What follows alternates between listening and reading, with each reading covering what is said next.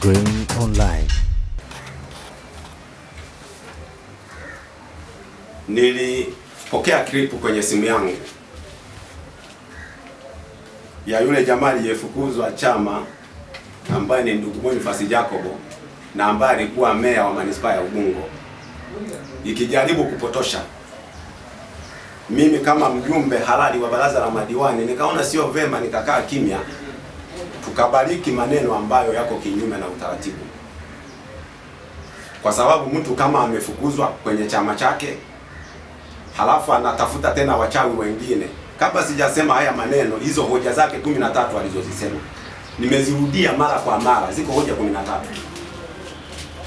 Na kabla sijasema niseme kabisa, mchakato wa kumfukuza wanachama umeanza 2014 kipindi alichoshindwa uchaguzi kura za maoni, na vile vile madiwani wa kwake wa Chadema walifanya kikao Mbezi Lakshari kumfukuza umeya, na hiki kikao cha kumfukuza wanachama kimefanyika Kibo chini ya usimamizi wa viongozi wa mkoa akiwemo Dani Msuya ambaye ni mwenyekiti wa mkoa.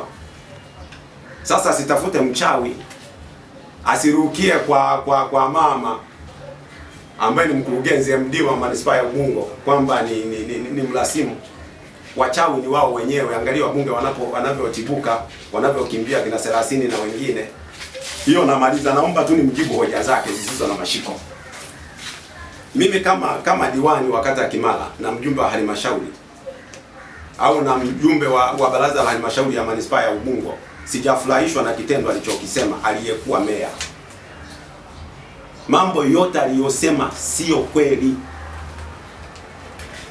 Mimi niende moja kwa moja, kwa sababu sitaki kufanya porojo. Niende moja kwa moja na hoja ya upotevu wa shilingi bilioni 1.6. Kwanza upotevu wa shilingi bilioni 1.6 angefafanua imepatikanaje, kwa sababu yeye kwanza ni mwenyekiti wa kamati ya fedha na uongozi ambao kila mwezi wanafanya vikao. Amesema kwamba upotevu umeanza tangu mwaka jana, miezi 10 iliyopita. Alikuwa wapi kutamka hili neno? Amelitamka baada ya kufukuzwa wanachama. Yeye hakuwa na takwimu sahihi. Naomba sasa niwape takwimu sahihi. Mimi kama mjumbe wa baraza la madiwani siwezi kuvumilia upotoshaji uliofanyika na yeye. Anasema yuko mafichoni. Yuko mafichoni wapi? Yuko Mikocheni, nyumbani kwa Mbowe. Amekaa kwenye servant quarter kule kwa nyuma. Hapo ndio mafichoni. Naongea vyombo vya dola vifuatilie wewe huko jikoni kwa mtu. Na ana barua ya kuomba msamaha kurudishwa kwenye wanachama wake. Akizidi kuongea nitaitoa hiyo barua. Sasa nianze na 1.6 bilioni. Mchakato wa kutoa mikopo kwenye halmashauri unaanzia ngazi ya msingi, unaanzia kwenye serikali ya mtaa. Serikali ya mtaa inapembua, ikitoka hapo inakuja kwenye kata. Diwani ndio anakuwa mwenyekiti wa kikao cha kupitisha mikopo. Ikitoka hapo inaenda halmashauri, haifiki kwenye baraza, inapita kwenye kamati ya fedha na utawala. Yeye angesema kwamba, na nimekuja na takwimu hapa. Kabla sijasema nataka nimwainishie. Ukiangalia kwenye ripoti ya kwenye kikao cha tarehe 30 mwezi wa 4, mimi kwenye kata ya Kimara peke yake nimeambatanisha vikundi vilivyopata na jinsi vinavyorejesha hii mikopo. Kwenye hii taarifa yangu ya ukurasa wa 19, ukiangalia hapa kuna vikundi jinsi vinavyorejesha, jinsi wanavyorejesha hii mikopo ya wanawake na vijana. Lakini ukiangalia kwake hakuna attachment inayoonyesha vikundi vyake vinarejeshaje. Kwa hiyo kama ni vikundi hewa vinaanzia kwenye kata yake, mbona sisi kwenye kata zingine zote wameattach jinsi wanavyorejesha hivi mikopo ya wanawake na vijana, lakini yeye hajaonyesha hii attachment. Na hiki kitabu ambacho kinaonyesha jinsi wanavyorejesha hii mikopo. Kwanza ninavyojua hii mikopo, nikiangalia mimi kama mjumbe kuanzia 2016-17 tulitoa mikopo iliyotolewa ni milioni 671. Mwaka uliofuatia tumetoa bilioni 1.3. Na mwaka uliofuatia tumetoa 2018-19 tumetoa bilioni moja kamili. Na 2019-2020 tumetoa milioni 890. Ukiangalia kama angechanganua vizuri, nataka nimuonyeshe shule tu kidogo kwamba yeye anajichanganya. Yaani tuone kwamba anatapatapa. Ukiangalia kwa upande fedha zilizotolewa kwa wanawake, mimi kama mjumbe halali, kwa sababu taarifa zilizokuwa zimetoka pamoja na idadi ya vikundi vilikuwa vimeshatoka. Ukiangalia kwa upande wa wanawake 2017 2018 kwa wanawake tulitoa milioni 309 na kwa vijana tulitoa milioni 228.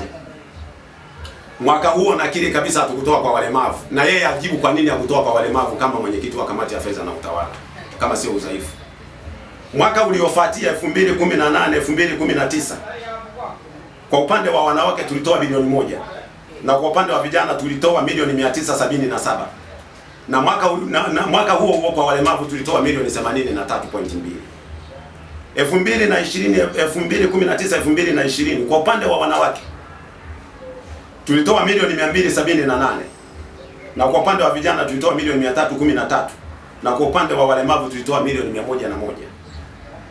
Kwa hiyo ukiangalia wanawake walivyopata kwa miaka yote ilikuwa ni bilioni 1.6, kwa vijana ni bilioni 1.5, kwa upande wa walemavu ni milioni 185. Nataka nimpe shule kwa sababu amepotosha baraza zima la madiwani, ametoa maazimio ambayo sisi hatukutoa. Kwa hiyo jumla ya mikopo yote iliyotolewa kwenye halmashauri kwenye miaka yote ni bilioni 3.3. Naomba sasa nimpe na idadi ya vikundi jinsi vilivyopata. Na yeye kama angekuwa mjanja angetoka na takwimu ya idadi ya vikundi, then ndio utoe kwamba 1.6 imepoteaje. Vikundi peke yake ambavyo tumetoa kwa upande wa wanawake ni vikundi 434. Vikundi vya vijana ni 375. Na upande wa walemavu ni vikundi 333. Jumla ya vikundi vyote ukijumlisha wanawake, vijana pamoja na walemavu ni vikundi 842.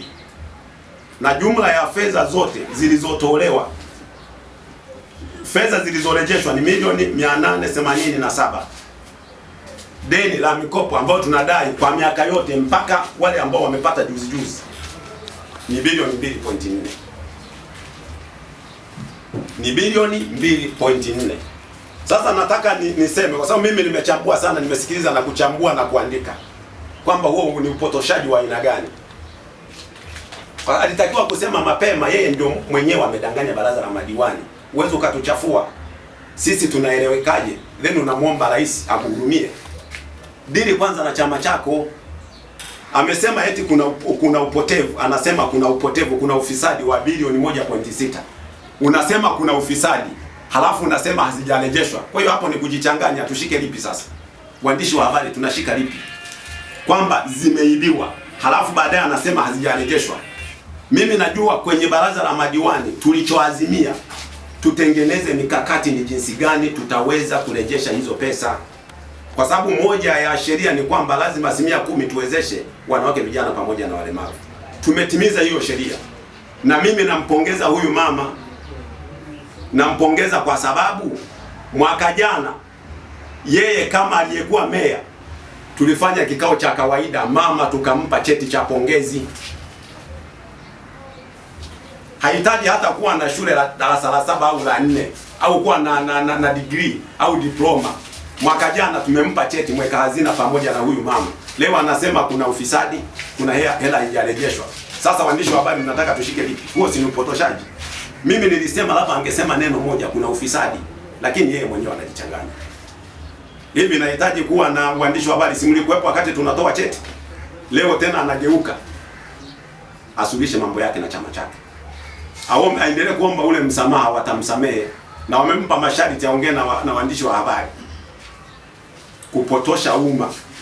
Sasa naendelea kuchambua hii muweze kuelewa vizuri. Anasema vikundi hewa. Mimi najua kabisa kwamba hakuna vikundi hewa. Naomba nimpe shule kidogo aelewe. Huyu bwana sijichanganye. Mchakato unaanzia chini. Unaanzia kwenye kata, kamati ya mtaa inakaa inachambua vile vikundi. Vikitoka hapo vinakuja kwenye kamati ya maendeleo. Yeye mwenyewe aseme, kwa sababu vikao vyake hahudhuria, na kaimisha kwa mama Mashoto. Inawezekana labda yeye ndio amemuingiza mjini akatengeneza vikundi hewa. Na niagize basi na mimi tuanzie Ubungo kuchunguza vikundi hewa. Na nina uhakika Mimi tu kata ya Kimara wamewahi kuniletea Chadema vikundi hewa. Aliyekuwa mwenyekiti wa Bawacha alichukua milioni 5 akurudisha, mimi nilichukua hatua kumkamata. Anaitwa Susan. Yeye mwenyewe wa Ukawa alichukua hela vikundi hewa. Kwa hiyo ni mchakato, ukitoka kwenye kata unaenda halmashauri. Na yeye kama mwenyekiti wa kamati ya fedha na utawala, sikuona sababu ya kusema kujichanganya kama anavyojichanganya. Nimejaribu kuainisha muweze kuona, na baada ya hilo azimio kwamba tu sisi madiwani tusaidie.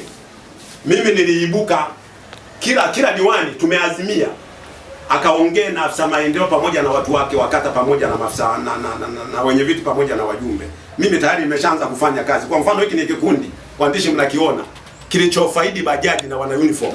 Na tayari hapo ukiangalia kwenye kata ya Kimara tayari tumeshaambatanisha jina na namba ya simu vikundi vilivyofaidika. Hapa tumeainisha kimtaa. Hapa vikundi vilivyokopeshwa. Kwa mfano nikiangalia Golani, kikundi cha Amani, sawa, wanawake, mpaka majina na namba za simu na hela ambazo wamepata. Nilitegemea yeye kama meya na mwenyekiti wa kamati ya fedha angeweza kuyasema haya. Kwa hiyo mimi nakiri kabisa kwamba si yeye kama mwenyekiti wa kamati ya fedha hakuwa na mikakati. Na mimi nilimwambia kwenye baraza tufanye mikakati, na Dasi alikuwepo katika utawala wa wilaya na alitoa hoja kwamba tufanye mikakati ni jinsi gani tuweze kuwahamasisha kutengeneza mazingira rafiki ya kuweza kurejesha hii mikopo ili na wengine waweze kupata, kuliko kwanza kuhukumu kwamba mkurugenzi ni fisadi. Yeye ni sehemu ya ufisadi. Kama alijua tangu mwaka jana miezi 10 iliyopita, kwa nini hakusema amekuja kutamka kipindi amefukuzwa wanachama?